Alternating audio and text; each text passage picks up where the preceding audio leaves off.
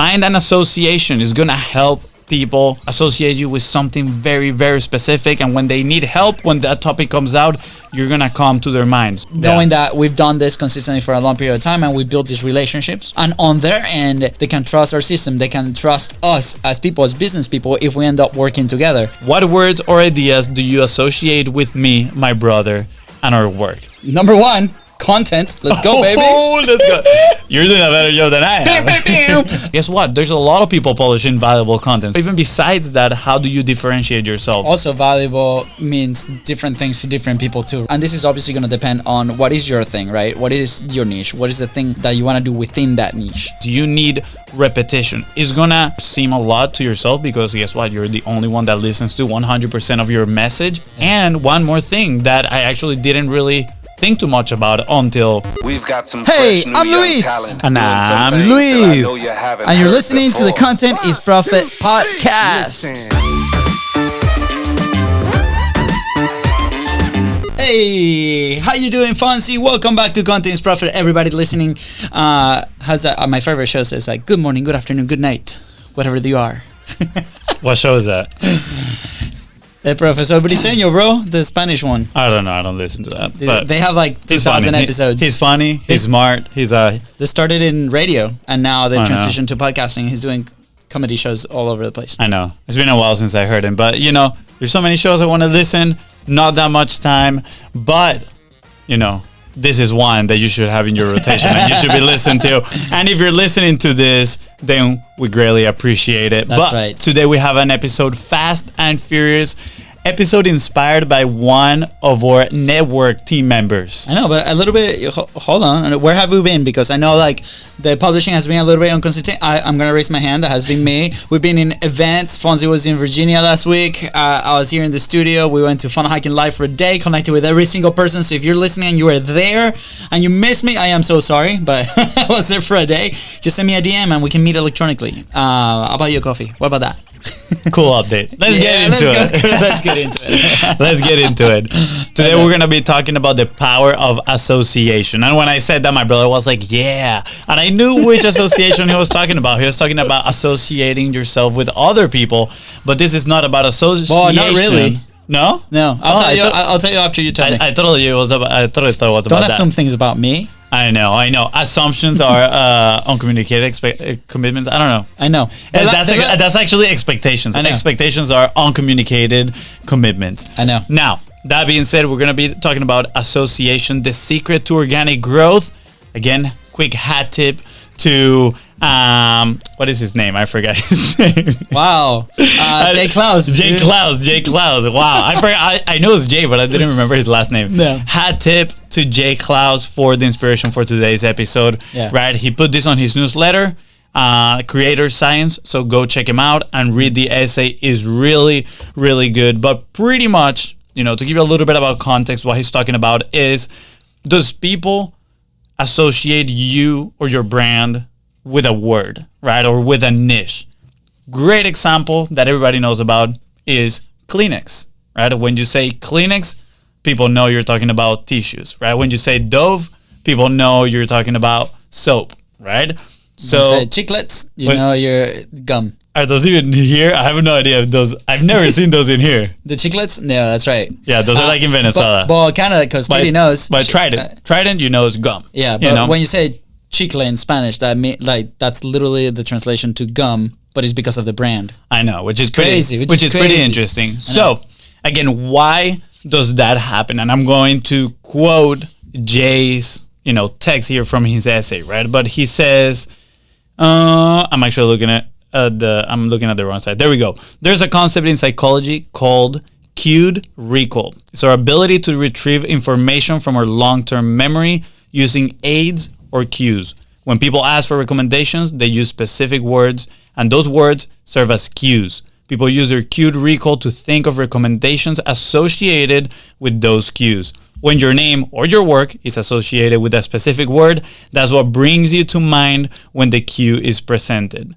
And then he says, my work was not associated with the word creator, so when that cue presented itself, I was not recalled. So after reading this, I got curious. What is the word that people associate me or my brother with? So I went on Facebook and I made a post. And the post said the following. What words or ideas do you associate with me, my brother, and our work? So I'm gonna share the answers here in a little bit. I got barely any. How many? I got like 5. What about you? I got 7. Let's go. There you go. Good. So I didn't know you actually did this. What motivated you to share that post as well? I mean, did you read his newsletter? Did you No. saw my post? You wanted to be like me? Which one was it? I definitely wanted to be like you. No, I saw your post as I was like waiting for Katie and the kids to go to the movie theater, and then I was like, oh, what? This is super interesting. And then I put it up on my profile to see if we could get.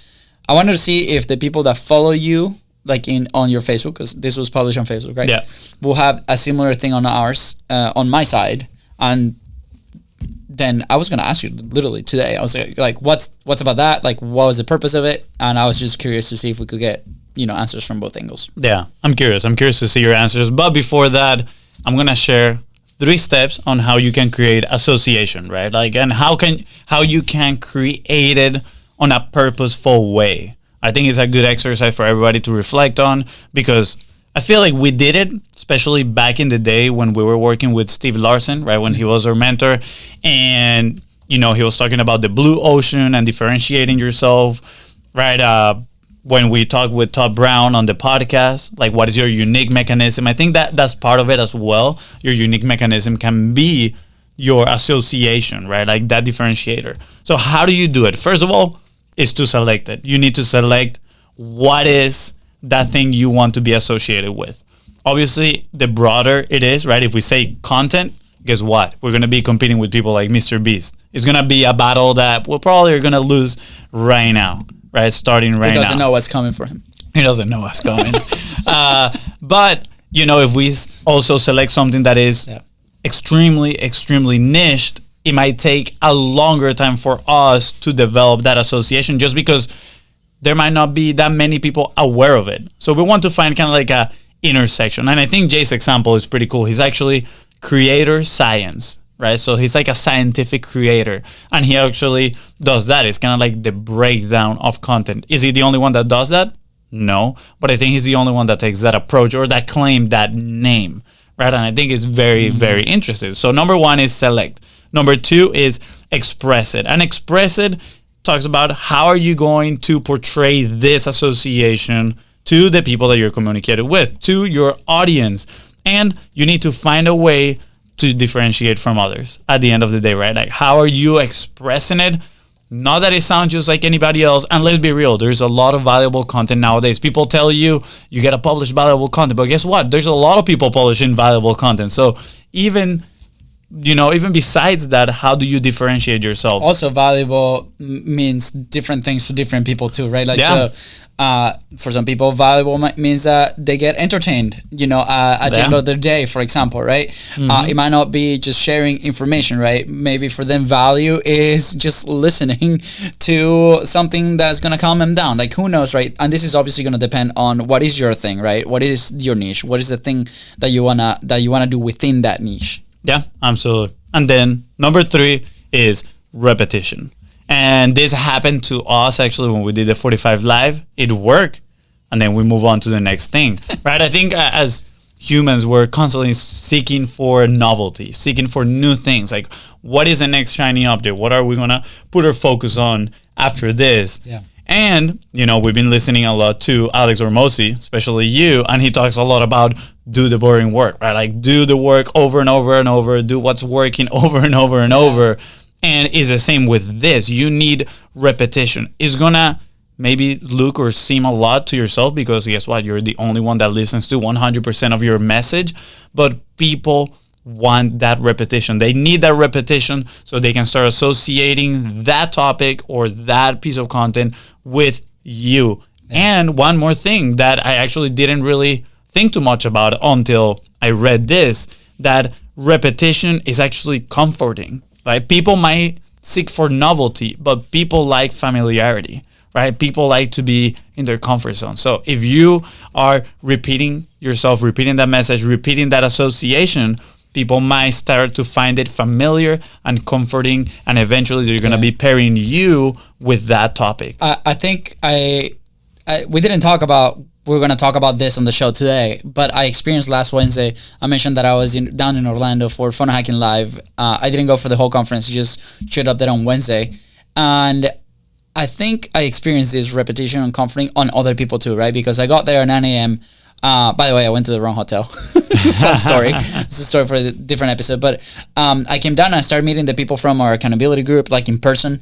I started seeing old friends that we haven't seen each other for like a year. You know, Ben is an example. He says hi, right? All these amazing people that have listened to the show came up to us or came up to me and like say hi. And they were like, hey, we're so excited. You know, how's the show going? How's this thing? Like, it was already familiar to them. And I think this is the third year that I go down there that we have the show active, right? So the first year was like, oh, wow, we have a new show, right? The second year is like, oh, wow, the show's still going. And people were actually surprised that the show was still going, right? And doing as good as it was doing. And they were like, oh, good for you guys. But then this third time, they're like, it was assumed that the show was continuing and it was doing good, and we kept seeing the people that we connected through the show, and it created this like bond. It's hard to explain it, but with the people that have been on the show, it's like this bond. You know, for example, Michael Unbroken, right? He's like, dude, I'm going to Venezuela. I'm going to see all these people. Like, people, you know where we're from. What are we doing? They were excited about the studio, for example. So in that sense, it was very comforting on my end, right? Knowing that we've done this consistently for a long period of time and we built these relationships, which is really like our number one focus, right? And on their end, knowing that, you know, they can trust us because we've done this for a long period of time. They can trust our system. They can trust us as people, as business people, if we end up working together. And we ended up having two follow-up meetings with two incredible companies because of that same reason, right? The conversation was like, oh, you guys still doing that? Perfect. You guys are the ones I need, right? So it translates also into business. Yeah. So let's go back to our Facebook post and share what are the things that people said. First, before you share, I have a question for you. Yeah. Did you expect certain outcome when you published this? No, I was just literally so curious. I was like, I wonder what people are thinking, right? Because sometimes our perception of what we're doing is not the people's perception on the outside. Yeah, absolutely. And I just wanted to see where that question landed without any context, right? I think I just copied your first comment, which was like citing the newsletter. Yeah. And I just wanted to see also who responds to this, because we know silent watchers, that you're out there and you guys always see the content but don't comment and do anything. Our first client was actually a silent watcher. Yeah, that is true.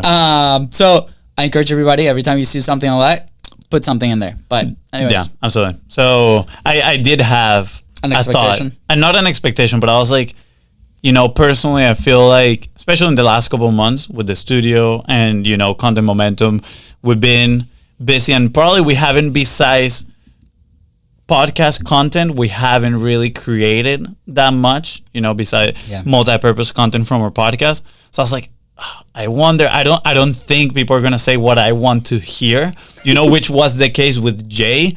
And for total clarity, actually in his newsletter, he shared this on Twitter. And he said that when he shared it, he was disappointed of the answers that people gave because none of them was the answer that he was looking for. So I was like, oh my gosh, I think my story is going to be somewhat similar. If I'm being honest, I think it is somewhat similar. I'm actually happy with some of the answers. I'm proud. Like, I haven't seen mine. I'm like, it's so cool that people relate, you know, associate these words with us. I think it's pretty cool. I'm pretty grateful. But at the same time, I'm like, I don't know if these are the words that I want, like, for business wise. I also think maybe the channel, we might try this with different channels. Like, for example, the email, like emailing our guests, for example. Yeah. Or emailing like our entire email list and see what comes back. I think that would be interesting, right? We just did it on a platform on Facebook alone. And I think, on stories, for example. Yeah, I mean, right? the data point is not huge, you know, that we're getting right now. This is like small taste. It's a small taste, but, you know, it's a taste nonetheless. So bitter. Right, is bitter. I'm bitter. But let's dive into this. Once again, thank you to Jake Klaus for, you know, kind of like sharing with this. I'm a believer of, you know, giving credit where credit is due. I think it's a cool topic of conversation. Every time you quote somebody, you say that. I know, because It's default. I say it because I've had people in the past saying like, well, but now you are the expert. I'm like, yeah, but at the same time, I did learn this from somebody else, and Jerry, or awesome, mentor as well, he used to say, nobody's self-made at the end of the day. People can say they're self-made, but they had to learn things from somebody else, even if it was a mistake or whatever. So let's dive into the results. Every time you say that, I just imagine like those Zoom books. So you're like, I give credit where credit's due. So you give it to Jay, and then I just imagine like 5 other people. I know Jay giving credit to somebody else, Ryan, right? and then it's like 7 other names behind Jay. Probably, but it's probably that way, right? There's no original ideas. I remember who shared that. It's like there's no original ideas. Read your comments. Cool, my comments. So here it goes. Again, to remind you of the post, what words or ideas do you associate with me, my brother, or work? Here are the answers. Crazy, fun, cool, driven, impactful, Crazy, consistency, dedication, passion, cool intros, golden boulders. Let's go. Integrity, humor, creativity, grace, and ambition. I know, like they're so positive. There are a lot on your personality. I think there's a lot Very personality driven on this. on the personality. I think a lot of this as well, some of these are based on a limited amount of interactions. The one person in here that I know consumes most of our content, he's the one that said cool intros and golden boulders, which I'm like, okay, like I understand that. So, a lot to think about in there. But again, I'm happy for what the words were shared. I'm grateful for some of these. I think they're really cool. But business and brand wise, I'm like, we still need to do some. We need to do some work in here. There's some work. Yeah, we need to do some work. All right, here we go. What are yours? Number 1, content. Let's go, baby. Oh, let's go. You're doing a better job than I am. Number 2, soccer. Which it's a person that knows me since I'm like in 2nd grade. Yeah, clearly. I mean, that's my past life. Some of my current life now. Really freaking kind. Let's go. Podcast. Let's go. Notion. Let's go. Let's go. Notion. You gotta pay me for this. Again, soccer. Scrappy. I think soccer is because I share a lot of soccer in my personal content stuff. Scrappy. Determined. I like that one. Another one. Phenomenal. Team players. Inspiring. Hardworking. Smart. Witty. Talented. Gems. Gifts from God. Oh my gosh. Loving, welcoming, and many more. Was that mom? Thank you. No, it's definitely not mom, but it's somebody that we've interacted in the studio for quite a bit. Yeah. So shout out to you, Jen. Thank you so much. And then positive energy. Awesome. I mean, I do have a tattoo in my back that says Semper Felix, which means always positive. It's a reminder for myself. Top notch, excellence, and also Luis is better, clearly me. So that's exactly what they said. All right, cool. I'm diving here. I'm like trying to look at that. I think that's a lie. But no, I mean, look at it. It's right there. Luis is better. There you go. But anyways, I think this is a good very thing. cool, My name is Luis too. I think this is a really cool exercise. I mean, I think if we email this to our email list, I'm very curious to see especially the podcast guests, right? Because those are probably the relationships that we invested the most. Yeah, I'm curious to see how many people answer compared to how many people will unsubscribe from how long we haven't emailed them. That too. So if you're in our email list, just answer the email. Just answer the email. Do not unsubscribe. We're working one platform, one vehicle at a time based on our capacity. That being said, we have to head out. But conclusion, right? Let's summarize this for you. Find an association. It's gonna help you come, on top of the rest. And it's gonna help people, again, associate you with something very, very specific. And when they need help, when that topic comes out, you're gonna come to their mind. So how do we do this? How do we build an organic audience through association? First, we select the right words or ideas that you want associated with you. Second, you express your perspective in a differentiated way. That is key, differentiated way. And third, you repeat. It builds familiarity and it builds association. That's a good topic, Fonzie. Well done. It was fun. Was that on your drive back? My drive back? On your drive back to Jackson, was that what you were doing? Actually, yeah, I read it through in my drive back. And, I use my cool new software for the cool tools that we will be reviewing soon. It's called Lazy. It needs a shout out. It's such a cool software. Yeah, that is actually so awesome. I use it to curate and summarize some of my learning points. I told them I need the iPad version where I can actually handwrite the notes, and they're like, we're working on it. Yeah, I think that's gonna take a little bit more. It's all good. I know. We're pioneers. We're early adopters on this one. I know. I told them, can we invest? Can you give us no? Can you give us an affiliate link? That's all we need to get. That's an right. affiliate link for That's that. right. All right, guys. With that said, thank you so much for tuning to the Content is Profit podcast. Go ahead and follow the show in your favorite podcasting platform and on social media at Beast Bros Co. That is right. And if today's episode helped you get one step closer to that word that you want to be associated with, please don't forget to share this episode and leave a 5-star review. And before I forget, P.S. do the exercise yourself. Put that post on Facebook and tag us. We want to see. And if we have an associated word with you, we'll share it in the comments. Yeah, absolutely. Bye, guys. See ya.